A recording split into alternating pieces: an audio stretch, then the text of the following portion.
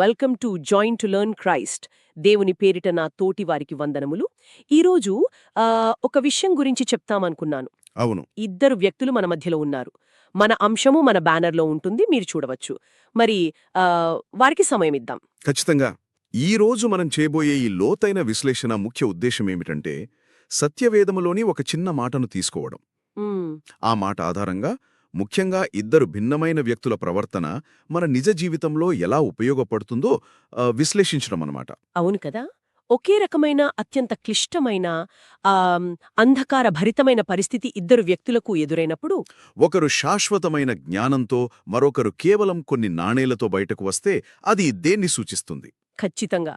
అసలు ఒకరు తమ అస్తిత్వాన్ని వెతుక్కుంటే మరొకరు అభద్రతా భావాన్ని కప్పిపుచ్చుకోవడానికి భౌతిక వస్తువులను ఎందుకు పట్టుకుంటారు? అదే ఈరోజు మనం అన్వేషించబోయే ప్రధాన అంశం సరిగ్గా ఇదే. మ్మ్. మనుషులు కేవలం బ్రతకడానికి మరియు అసలైన జీవనానికి మధ్య ఉన్న ఆ అత్యంత లోతైన వ్యత్యాసాన్ని మనం ఈరోజు చూడబోతున్నాం. అవును. ఈ విశ్లేషణకు మూలం ఒక చిన్నదైనా కాని అత్యంత లోతైన ఆధ్యాత్మిక సందేశం. నిజమే. ఒకే కష్టకాలంలో ఇద్దరు చారిత్రక వ్యక్తులు ఎలా భిన్నంగా ప్రవర్తించారో ఈ మూలం మనకు చాలా స్పష్టంగా వివరిస్తోంది. ఇది కేవలం ఒక మతపరమైన ఉదంతం మాత్రమే కాదు. అంటే ఇది మానవ మనస్తత్వానికి పట్టిన ఒక అద్దం లాంటిది అంటారా? ఖచ్చితంగా. జీవితంలో ఒక గందరగోళం లేదా చీకటి ఆవహించినప్పుడు మనుషులు తమలోని ఏ లక్షణాన్ని బయటకు తీస్తారో అనే దానిపై ఇదొక ప్రాథమిక మానసిక విశ్లేషణ. ఇక్కడున్న అసలైన విషయమేమిటంటే, ఈ మూలం ఒక నిర్దిష్టమైన సిద్ధాంతాన్ని రుద్దడానికి ప్రయత్నించడం లేదు. అది ఒక సార్వత్రికమైన మానవ ప్రవృత్తిని బట్టబయల్చేస్తోంది. అవును. ఈ మూలగ్రంథం ప్రారంభంలోనే ఒక బలమైన సత్యాన్ని ప్రస్తావించింది కదా, చీకటి అనే తరుణం అందరికీ వస్తుంది అని. కరెక్ట్. ఈ వాక్యం వినడానికి చాలా సాధారణంగా అనిపించినా దీని వెనుక ఒక పెద్ద రియాలిటీ చెక్ దాగి ఉంది. ఇక్కడ చీకటి అంటే కేవలం ఒక ప్రతికూల పరిస్థితి మాత్రమే కాదు. కాడు. అది ఒక అనారోగ్యం కావచ్చు, ఆర్థిక నష్టం కావచ్చు, లేదా ఒక వ్యక్తి తీసుకున్న నిర్ణయాలన్నీ తలక్రిందులైనప్పుడు ఏర్పడే శూన్యం కావచ్చు. అవును. అయితే దీన్ని ఒక శిక్షలాగా కాకుండా మానవ జీవితంలో ఒక అనివార్యమైన ఘట్టంగా ఈ మూలం ఎందుకు వర్ణిస్తోంది అంటావు? ఎందుకంటే ప్రకృతిలో రాత్రి ఎలాగో మానవ జీవితంలో ఈ చీకటి కూడా అలాంటిదే. ఇది జీవ పరిణామంలో ఒక భాగం.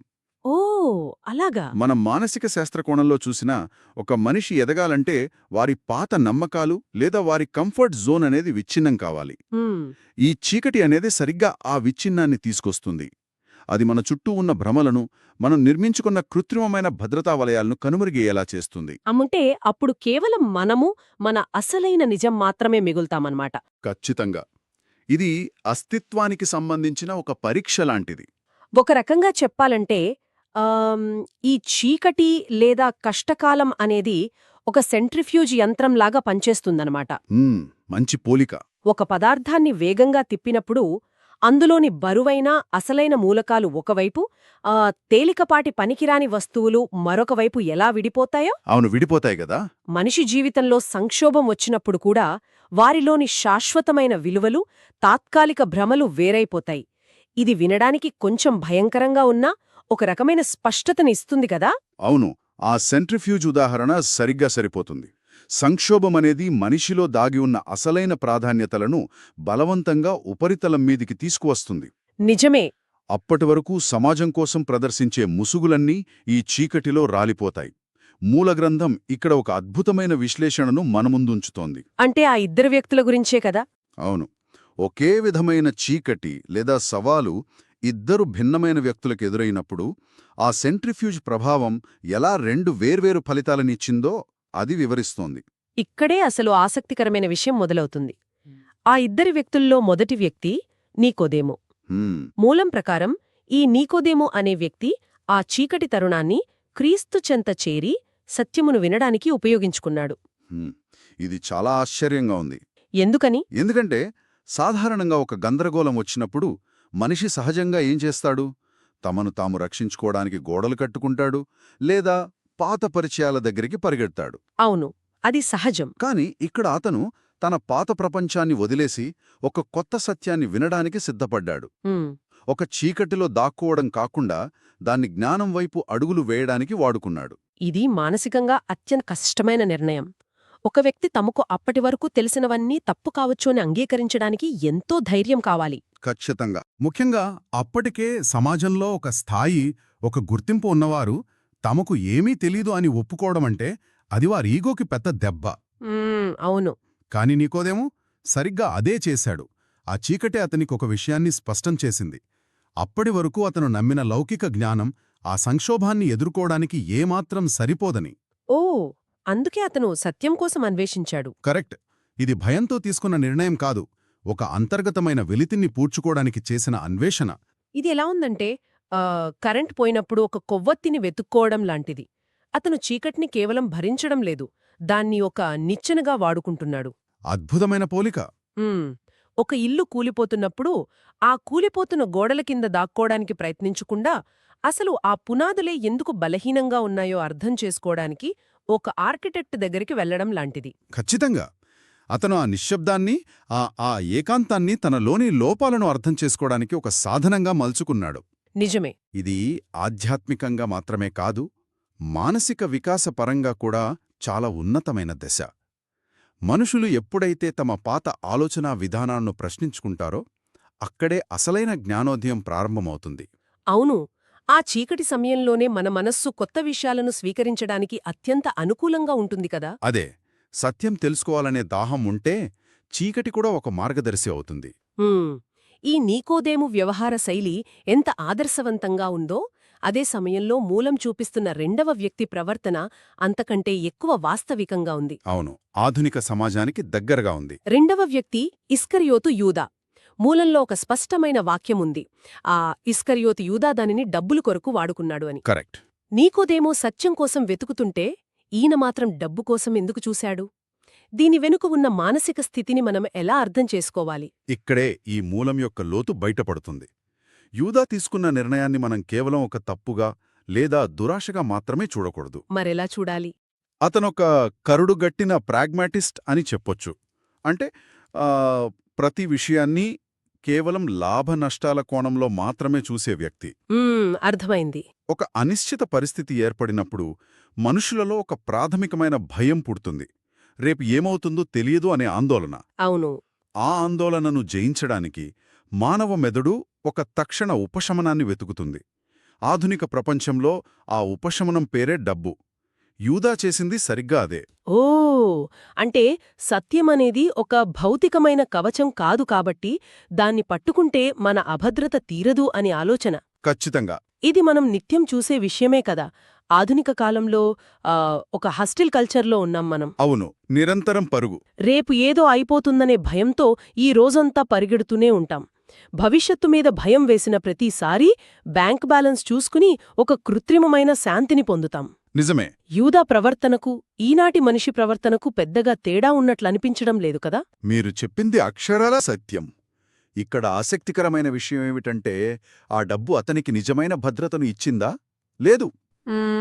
అది కేవలం ఒక ఇల్యూజన్ ఆఫ్ కంట్రోల్. అంటే ఆ పరిస్థితి అంతా మన చేతుల్లోనే ఉందనే ఒక భ్రమను మాత్రమే సృష్టించింది.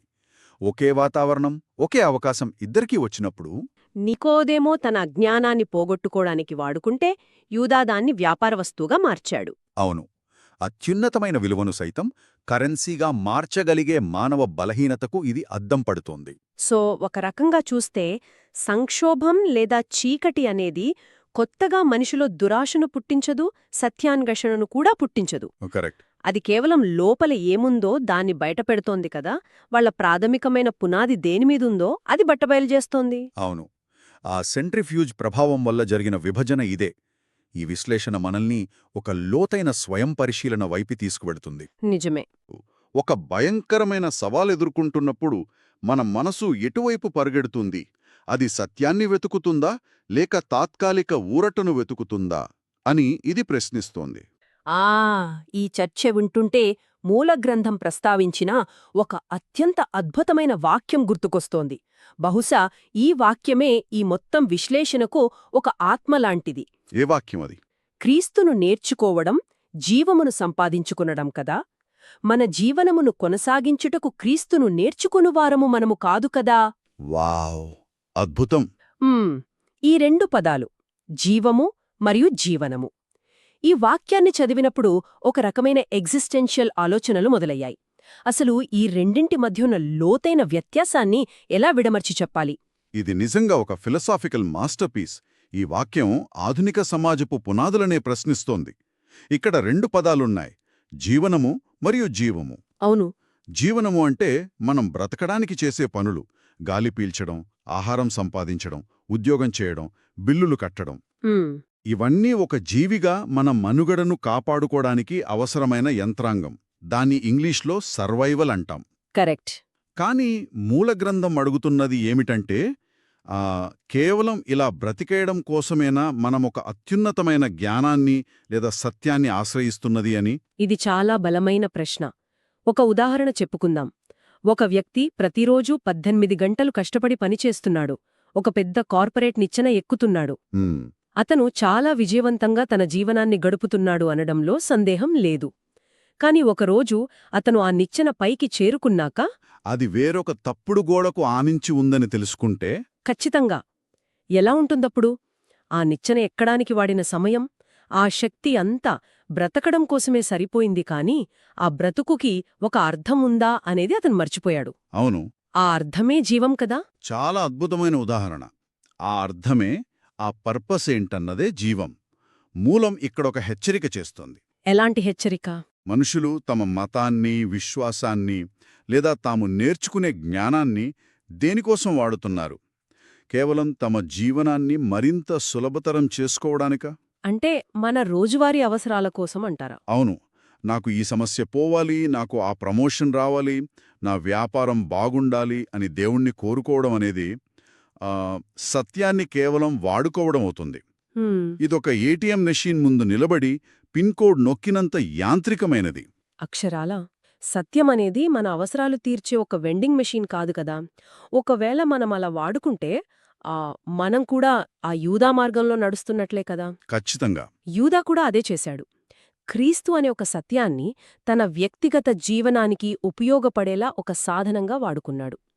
అదే నీకోదేమో అయితే ఆ సత్యాన్ని తన జీవము కోసం, అంటే తన అంతర్గత పరివర్తన కోసం స్వీకరించాడు. అవును. ఈ వ్యత్యాసమే మనిషి యొక్క అసలైన స్థాయిని నిర్ణయిస్తుంది.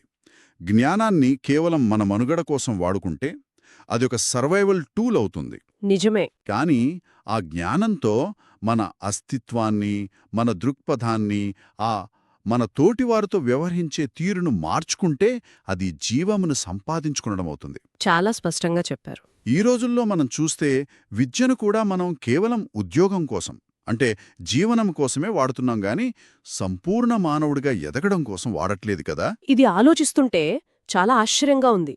సమాజం మొత్తం ఒక పెద్ద జీవనము అనే యంత్రంలా మారిపోయింది. అవును.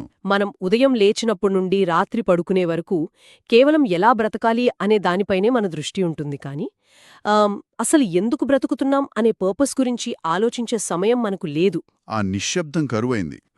అందుకే బహుశా చీకటి అనే పరిస్థితి వచ్చినప్పుడు ఆ నిశ్శబ్దం మనల్ని అంతగా భయపెడుతుంది. ఎందుకంటే ఆ చీకటిలో మన బిల్లులు, మన ఉద్యోగాలు మనకు సమాధానం చెప్పలేవు. కరెక్ట్. అక్కడ కేవలం ఒక ప్రశ్న మాత్రమే మిగులుతుంది. నీవు సత్యాన్ని అన్వేషిస్తున్నావా లేక భద్రతనా అని. అందుకే ఆ చీకటి ఒక ఉత్ప్రేరకమని ముందుగా చెప్పుకున్నాం. అది మనల్ని బలవంతంగా ఆగి ఆలోచించేలా చేస్తుంది. మనం రోజూ ఆరాటపడే ఆ భౌతిక విషయాల పరిమితులను ఆ చీకటి మనకు కళ్లకు కట్టినట్లు చూపిస్తుంది. అవును. ఎవరైతే ఆ సమయంలో తమ ప్రాధాన్యతలను మార్చుకుని ఉన్నతమైన అర్థం కోసం అడుగులు వేస్తారో వారు ఆ చీకటిని దాటి ఒక కొత్త వెలుగులోకి వెళుతారు. నిజమే. ఎవరైతే మళ్లీ పాత పద్ధతుల్లోనే తాత్కాలిక పరిష్కారాల కోసం వెతుకుతారో వారు ఆ చీకటిలోనే ఇంకిపోతారు. ఈ 2 మార్గాలే నీకోదేము మరియు యూదా మనకు చూపిస్తున్న సత్యాలు. ఈ లోతైన విశ్లేషణను వింటున్నప్పుడు నాకొక స్పష్టత అయితే వస్తోంది. కేవలం భౌతికమైన విజయాలు సాధించటం, సమాజంలో ఒక స్థానాన్ని ఏర్పరచుకోవడం మాత్రమే జీవితం కాదు. ఖచ్చితంగా కాదు. ఆ విజయాల వెనక, ఆ పరుగు వెనక ఒక శాశ్వతమైన అర్థం, ఒక జీవము లేకపోతే అవన్నీ చివరికి శూన్యమే అవుతాయి. అవును. మనకు అందించబడిన ఈ మూలగ్రంథం ఒక అద్భుతమైన సత్యాన్ని చాలా సులభమైన పదాల్లో మన ముందుంచింది. మనల్ని మనం రోజువారీగా ప్రశ్నించుకోవడానికి ఒక కొలమానాన్ని ఇచ్చింది. నిజమే. ఇది కేవలం ఏదో ఒక యుగానికి లేదా ఒక మతానికి పరిమితమైన తత్వశాస్త్రం కాదు. ఇది మనిషి అస్తిత్వానికి సంబంధించిన ఒక ప్రాథమిక ప్రశ్న. హ్మ్, ప్రతి తరం ప్రతి వ్యక్తి తమను తాము ఈ ప్రశ్న అడుక్కుంటూనే ఉండాలి. మనం దేనికోసం జీవిస్తున్నాం? కేవలం మనుగడ కోసమా, లేక ఒక ఉన్నతమైన జీవన లక్ష్యం కోసమా? ఈనాటి ఈ లోతైన విశ్లేషణను ముగించే ముందు ఈ మూలగ్రంథం చివరిలో రాసిన వాక్యాలను నేను ఖచ్చితంగా ప్రస్తావించాలనుకుంటున్నాను. చెప్పండి. ఆ ముగింపు ఈ విధంగా ఉంది. మళ్ళీ కంటిన్యూ చేద్దాం. అంతవరకు దేవుని కృప మనకు తోడైయుండుగాక. ఆమేన్. మ్మ్. ఈ ముగింపులో ఒక సానుకూల దృక్పథం కనిపిస్తోంది. ఇది ఇక్కడితో ఆగిపోయే ప్రయాణం కాదు, ఈ అన్వేషణ అనేది నిరంతరం సాగుతూనే ఉండాలి అనేది సూచిస్తోంది కదా. అవును. సత్యాన్వేషణ అనేది ఒక రోజుతో ముగిసిపోయే ఒక సంఘటన కాదు. అది ప్రతిరోజూ మన ఆలోచనల్లో, నిర్ణయాల్లో మనం ఎంచుకునే ఒక మార్గం. నిజమే. అది నిరంతరం కొనసాగాల్సిన ఒక అద్భుతమైన ప్రయాణం. అయితే ముగించే ముందు ఒక చిన్న ఆలోచనను ఇక్కడ వదిలి వెళుతున్నాను. ఎవరి జీవితంలోనైనా గందరగోళం, ఒక చీకటి వాతావరణం ఎదురైనప్పుడు హ్మ్. మనిషి అంతరాత్మ దేనిని కోరుకుంటుంది? వెంటనే ఆ కష్టం నుండి బయటపడేసే ఒక తాత్కాలిక భౌతిక ప్రయోజనాన్నా, లేక అస్తిత్వాన్ని సమూలంగా మార్చే ఒక లోతైన సత్యాన్నా? ఇది చాలా ముఖ్యమైన ప్రశ్న. అవును. ఆ సంక్షోభ సమయంలో వెతికే వెలుగు కేవలం చుట్టూ ఉన్న గదిని మాత్రమే చూపిస్తుందా, లేదా ఒకరి ఆంతర్యాన్ని చూపిస్తుందా? మనం ఆలోచించుకోవలసిన విషయం ఇది. ఖచ్చితంగా. మళ్ళీ ఇంకొక ఆసక్తికరమైన అంశంతో తదుపరి విశ్లేషణలో కలుద్దాం.